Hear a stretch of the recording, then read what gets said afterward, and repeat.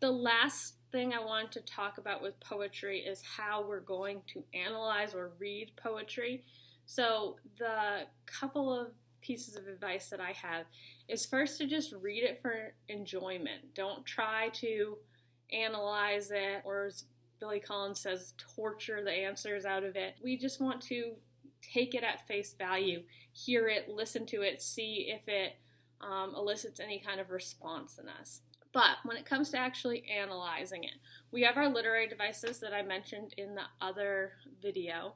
So I would suggest taking colored highlighters, or if you're doing it digitally, the digital colors, and having like pink be metaphor, and blue be simile, and green being your rhyming at the end, etc. So you have a different color for each of the things, so you can go through and highlight them and know that those are what they are. And that's not even analyzing it, that's just looking for the features that are in it. Then the ways we can analyze that are to chunk it based on not the lines that they have there, not the stanzas that they've broken up into, and again, stanzas are like the little paragraphs, but instead by where we see those things change. So maybe we're seeing things are rhyming consistently, and then all of a sudden they're not rhyming consistently anymore. So we'd say this is chunk 1, and where it changes the rhyme scheme, this is chunk 2. And then we can decide, well, what are they talking about in chunk 1? What are they talking about in chunk 2? Why did they change the way they were doing the rhyme scheme? So we're looking at what's happening there, and we're making a decision to chunk it based on whatever we want to.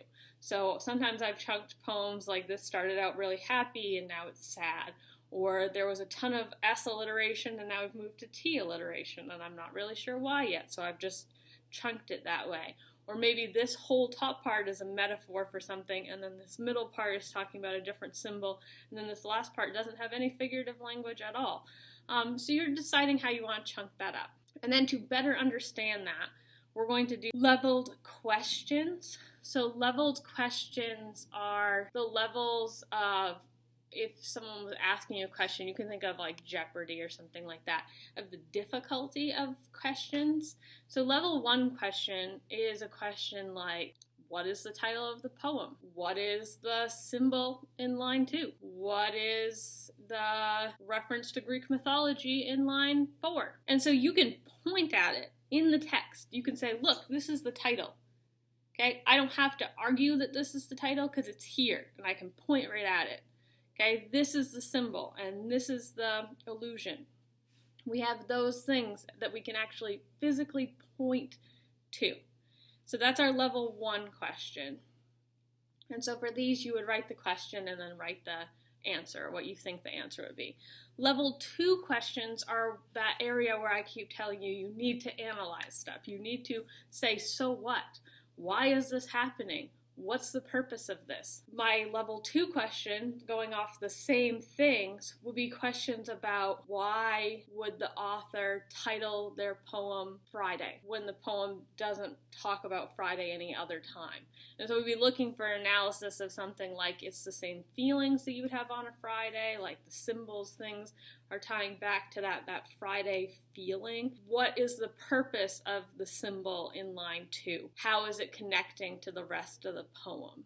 How does referencing Icarus in line 4 help us to better understand what the author's trying to get at? Those are your level 2 questions, because it's still referencing the text, but it's asking us to look beyond it and kind of read between the lines and see what's going on there. And then level 3 is when we connect it to things outside of the text. What's happening in this poet's life? You know, maybe they had a death in their family early on, and so that's going to impact their poem. Or maybe they're an alcoholic, or maybe they grew up in the Great Depression. Whatever it is, if you think that's going to connect to the poem, then you ask those questions. How does the symbol in line 2 connect to the feeling of the Great Depression, and how is it a good example of that? Okay, so we're tying it to something outside. Or do you think the author's experience with death is why they reference Icarus, whose father lost him because of a bad decision that he made. So you're looking outside of the text to see kind of what the author/historical background is, and then tie that in. So those are our leveled questions, and that's how we're going to be looking at our poems.